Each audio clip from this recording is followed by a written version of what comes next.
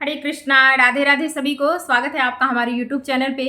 आज मैं आप सबसे कुछ अपने अनुभव कर चुकी हूँ, वो आपसे शेयर करना चाह रही हूँ। तो प्लीज़ वीडियो के एंड तक ज़रूर बने रहिएगा और पसंद आए तो अपने दोस्तों को भी ज़रूर शेयर कीजिएगा। क्योंकि आज मैं बैठी हुई थी, मैं भी शॉर्ट्स देख रही थी, तो मैंने इनका देखा इंस्टाग्राम पे कि मुद्राएं बता रहे हैं प्रभु जी, और बहुत ही अच्छी जानकारी देते हैं योग से रिलेटेड। कहते हैं ना कि करो योग रहो निरोग। अगर हमें निरोग रहना है तो योग तो करना ही पड़ेगा, तो थोड़ा सा टाइम अपने लिए ज़रूर निकालना चाहिए।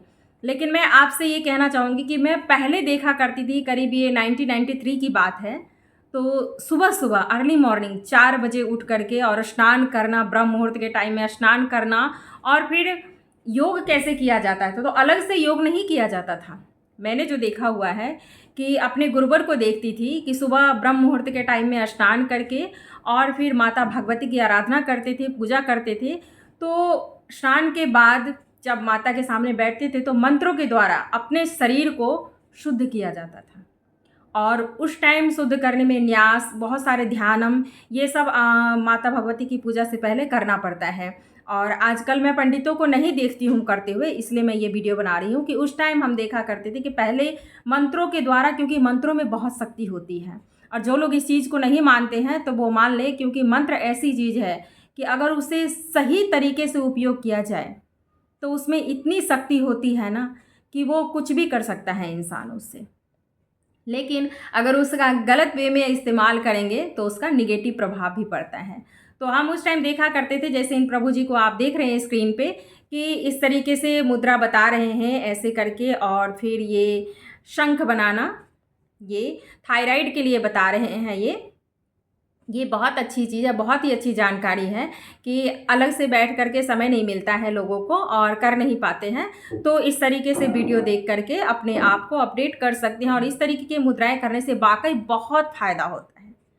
मैं उस टाइम गुरुवर को देखा करती थी, शंख बनाना, अंगुष्ठम, ये अनामिकाम, इस तरीके से बोला करते थे। तो बहुत छोटी थी उस टाइम और समझ नहीं पाती थी कि क्या कर रहे हैं गुरुवर। बट आज देखती हूँ तो ये समझ में आ रहा है कि ये एक तरीके का योग था जिससे पूरे शरीर को पहले शुद्ध कर लिया जाता था, और उसके बाद माता भगवती की 9 अध्याय का प्रतिदिन पाठ होता था। कम हो गया है, लोगों को देखती हूँ कि दुर्गा स्थापना में 1 अध्याय का मुश्किल से पाठ करते हैं, लेकिन हम उस टाइम गुरुवर को देखा करते थे और अभी भी देखती हूँ कि वो अभी भी पूजा करते हैं। तो सुबह ब्रह्म मुहूर्त में स्नान करके, और वहाँ पे जहाँ पे मेरा बर्थ पैलेस था वहाँ पे सर्दी के मौसम में काफ़ी ठंड पड़ता था, और सितंबर अक्टूबर में बहुत ही ज़्यादा वहाँ पे सर्दी गिरने लगता था उस टाइम।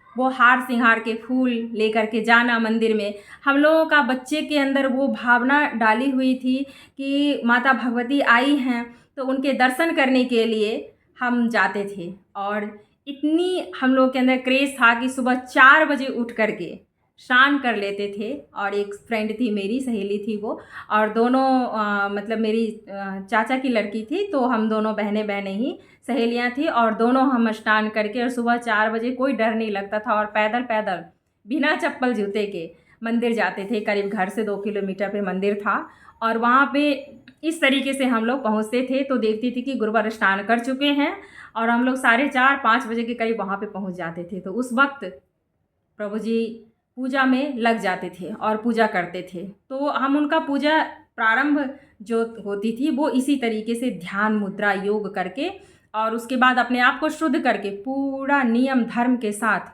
माता भगवती की आराधना करते हुए देखा हमने। और वहाँ की दिव्य वातावरण आज भी मैंने देखा है कि बहुत ही छोटे से माता भगवती की आराधना उन्होंने प्रारंभ की, और आज बहुत ही वहाँ पे भव्य मंदिर बन गया है।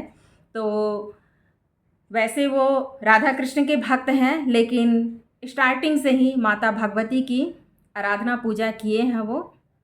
और बहुत ही वहाँ का दिव्य वातावरण रहता है कि जाने के बाद उस एरिया में एक अलग ही आनंद की अनुभूति होती है। तो ये सिर्फ और सिर्फ मंत्रों की शक्ति के कारण होती है। मंदिर जाते हैं तो कहते हैं ना, मन का द्वार जहाँ से खुलता है वो होता है मंदिर। तो मंदिर जाने के बाद अगर आपको पॉजिटिव वाइब्स आ रहे हैं तो समझ जाइए कि यहाँ के पंडित जी, यहाँ के पुजारी बहुत ही अच्छे तरीके से भगवान की सेवा पूजा कर रहे हैं। वहाँ के भक्त अलग ही भक्तों में प्रभाव आ जाता है। जो हम लोग कहते हैं ना कि महात्माओं के, संतों के दर्शन करने से हमारा उद्धार हो जाता है। तो उद्धार कैसे होता है? जब वो संत नियम धर्म का पालन करते हैं, तब उनके दर्शन से हमारा उद्धार होता है। मंत्रों में और योग में बहुत शक्ति है। कहते हैं करो योग रहो निरोग। योग करने से हम निरोगी हो जाते हैं। क्यों होते हैं? इसीलिए कि अगर सही तरीके से योग करें तो कोई भी बीमारी नहीं हो सकती, दवाई खाने की ज़रूरत भी नहीं पड़ेगा। पहले के ज़माने में नाश्ते में ये चना और गुड़ इस तरीके से, ये आप देख सकते हैं। वैसे मैंने भोग लगाया हुआ, भगवान को चना गुड़ का भी भोग लगा देती हूँ। तो जो भी प्रसाद पाती हूँ तो कोशिश करती हूँ कि शुद्ध तरीके से हो, और प्रभु जी को भोग लगाए बिना खाने में मुझे खुद ही अजीब सा लगता है कि ऐसी कोई चीज़ मुझे ना खाना पड़े जो प्रभु जी को अर्पण ना कर सकूं। और मजबूरी होता है तो बाहर जाते हैं तो बाहर का चीज़ें नहीं भोग लगाती हूँ, क्योंकि पता नहीं किस तरीके से बनता होगा, तो इसलिए मन नहीं भरता। कोशिश करते हैं कि घर में जो चीज़ बना है उसी चीज़ को प्रभु को भोग लगाएं, और जो उनको अर्पण हो गया है उसी को हम ग्रहण करें। तो एक प्रसाद स्वरूप एक भाव आता है। तो ये हमारी अपनी थिंकिंग है, सबकी अपनी अपनी भावना होती है, और ज़रूरी नहीं है कि हर कोई यही चीज़ करे। मेरा आज बस ये छोटा सा अनुभव शेयर करने का यही रीज़न था कि मैं ये वीडियो देख रही थी इंस्टाग्राम पे, तो देखा मैंने इन्हें ध्यान मुद्रा करते हुए और बहुत ही अच्छा लगा। और याद आ गई मुझे अपने चाइल्डहुड टाइम की बातें कि हम लोग वहाँ जाते थे और अपने गुरुवर को देखते थे कि इस तरीके से वो ब्रह्म मुहूर्त टाइम में सुबह 4 और 4:30 बजे की टाइमिंग होती थी, और उस टाइम इस तरीके से योग ध्यान मुद्रा करके और कम से कम 15-20 मिनट अच्छे से वो अपने शरीर को शुद्ध करते थे, और फिर 9 अध्याय का पाठ करते थे। फिर आरती पूजा सब संपन्न हो जाता था। करीब 9 और 10 बजे के करीब सारी चीज़ संपन्न हो जाता था। फिर शाम को वही चीज़ सेम प्रोसेस होता था। तो सुबह और शाम दोनों टाइम योग करने का नियम बताया गया है, तभी आदमी निरोग रह पाता है ना। अच्छा लगे तो ज़रूर शेयर कीजिएगा, लाइक कमेंट और शेयर ज़रूर कर दीजिएगा। मिलते हैं नेक्स्ट वीडियो में, तब तक के लिए जय श्री कृष्णा, राधे राधे, हरि बोल।